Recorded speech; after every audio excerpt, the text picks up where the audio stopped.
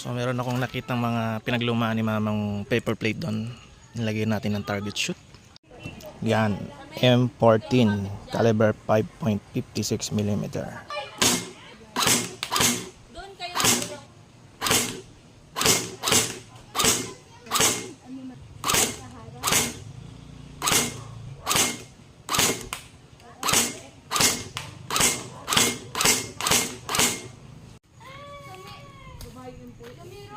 Ito yung dinaanan guys eh.